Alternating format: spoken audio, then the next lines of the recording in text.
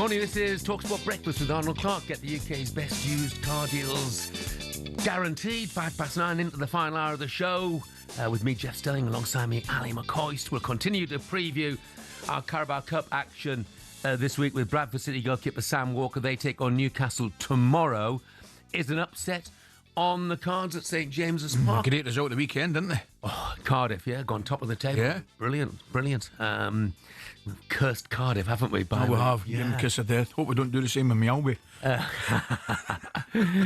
And equally as importantly, we're going to get rid of the football boots and put the dancing shoes on. We're joined right here by Strictly Come Dancing head judge Shirley Ballas. And we'll finish with our favourite feature, Ask Ally. We'll be asking Ally the pressing questions of today's world. But now, here's a pressing question. Are defenders underappreciated? I came in like a wrecking ball. Comes the ladies' corner. Yes, they can. It is Virgil van Dijk. Wallace with a shot. Oh, what a challenge. A goal-saving challenge from Charlie Taylor. The prestigious Ballon d'Or award has been won by Fabio Cannavaro. The Real Madrid defender who led Italy to World Cup victory last summer was crowned the top player to become only the third defender to win the game's biggest prize. Across the face of goal. And he's headed in. They're back in front. William Saliba. Counter-attack could be on 3 against 3. Real getting it forward quickly. Brilliant sliding challenge from Conor Bradley. That is magnificent. High into the penalty. Nodded towards goal. And it's there. Sergio Ramos has rescued Real Madrid. I came in like a wrecking ball. Yeah, I mean, So hard. I've said it a few times today. You know, Virgil van Dijk. Liverpool won the title at a canter. Yep. At a canter. And Van Dijk absolutely key in that side. Correct. Yet he was 28th in the Ballon d'Or list. I don't get that at all. Well, no. First of all, you're right to mention that, and I don't get it either. But there'll be reasons for it. And one of the main reasons is I believe that it's easier to destroy than it is to create. Right? That'll have all defenders in the world jumping up and down, but it is. I think it's easier to destroy than it is to create. That said, I honestly don't believe they do get an honourable mention in this particular award. I mean, Cannavaro might be the only one I can remember winning it in 2006. Excuse me, Jeff. And the first thing I would say is Maldini, Baresi, Jurgen Kohler. I mean, just brilliant defenders. And we all acknowledge they're brilliant defenders. However, we naturally look to the other end of the pitch in terms of an attacking. So you're basically saying that Virgil van Dijk's not as good a player as Mo Salah? What I'm saying is, no, I'm not saying that. What I'm saying is, Virgil van Dijk won't get the plaudits for his work, which is just as important to Liverpool as Mo Salah does for his work, which is equally important to Liverpool, because, with the greatest respect, we do naturally enjoy seeing a brilliant pass, a brilliant goal, a brilliant piece of creativity, more than we do a tackle. We still appreciate a good tackle and great defensive work, but not to the same extent, I don't think. So Michael Owen put it this way recently.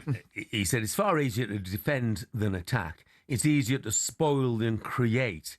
If you asked me to build a house, I couldn't do it. But if you give me a few weeks to knock one down, I could do that. Could he have played in defence for Liverpool? Do you think? I don't think so. Do you? No, I don't. I don't, but his point is correct, I think. Right? Well, I'm saying it's correct. The point he's trying to make is, I think, the same as mine, that it's easier on the eye and we do appreciate it more. Now, it's wrong to suggest that MD could go back in defence and play to the level that those players I've mentioned to you, whether it's Van Dijk or Maldini, Baresi, Kohler, all these guys, because they had the art of defending to a T and were absolutely brilliant at it. But unfortunately for them, particularly the Italian boys, for example, they're playing in a team with Van Basten and Hullet. Now, my point's the exact same. They're just as important to that Milan team and that Italian team than Van Basten and Hula are to the Italian team and indeed the national side. But we're naturally drawn to the beauty side of attacking rather than, and defending can be beautiful, but it's just not regarded the same, whether we like it or not. Yeah. If James Tarkowski's listening, James, give us a call, sort him out. Come on. I mean, I Chris don't want him after me. I've just gave a listen. I've got him in my underrated players. Give me a break. Chris has texted. He said it's easier to see danger than it is to see space and a chance in front of goal. Is it? Is it really, Chris? I don't know. Not sure about that. I'm not sure. Yeah. I genuinely do appreciate and enjoy the art of defending. Right. I mean, you go to any stadium, Jeff, up and down the country on a Saturday, any stadium, and an old-fashioned tackle, I'll get as big a cheer as anything. Yeah. So the fans enjoy it as well. We all do. But I don't care what anybody says. If you see a bit of magic, that's what stays with you. My old mate Rodney Marsh always used to refer to them as dopey defenders.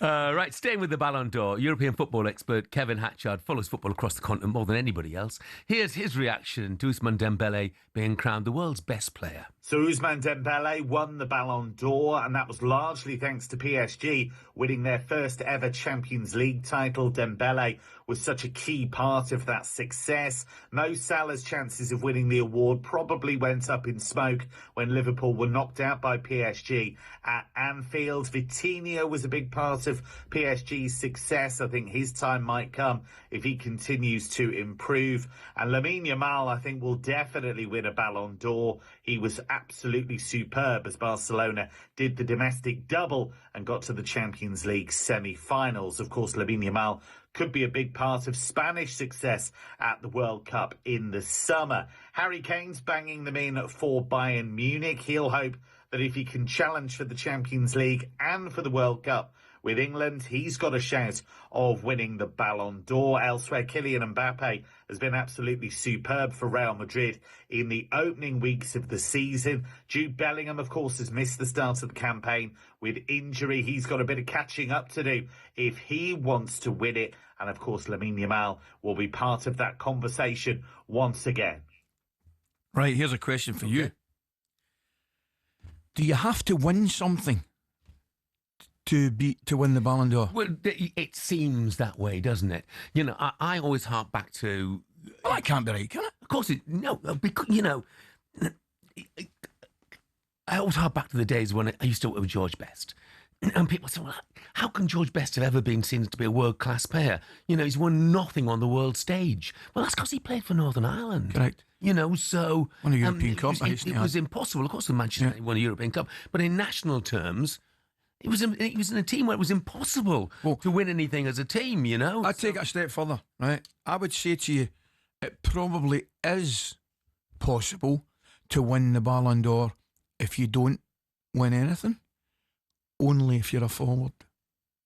Yeah, no, I think that's... I don't think... It's just the number of goals you score. I don't think a defender has a chance of winning it at the best of times, but they've no chance of winning it if they haven't won anything. Yeah, Craig has texted in and said there shouldn't be individual awards at all. Team games, so team award. I don't think it's unreasonable to have individual awards, you know. But James has also texted and said, Coisty, if defending is easier than attacking, why are there more games with goals than 0-0 results? I scratched my head at that. That's backing me up. That's backing you, isn't it? Yeah. Anyway, any fan would rather, said Stephen, any fan would rather watch a 4-3 game than a 1-0, as simple as that. Yeah, I take the point, but you just think there's an imbalance of defenders. I don't disagree. I just can't get. I mean, James has said here, is your point about defenders being appreciated or Virgil van Dijk? I'm using Virgil van Dijk as an example, you know, of the fact that defenders are underappreciated. There's no question. Virgil van Dijk is better than the 28th best player in Europe. That's absolutely, totally. Indisputable. So, just a bit of an imbalance there in the voting. Maybe the journalists who vote should just cast their net a bit broader, take a broader view of the game. Anyway, newly promoted Bradford City flying at the top of League One. We'll ask their goalkeeper Sam Walker next whether they can shock Newcastle United at St James's Park tomorrow night. talkSPORT Breakfast, waking you up Monday to Friday morning from 6 a.m. on AM, on DAB, via the talkSPORT app and on your smart speaker. talkSPORT.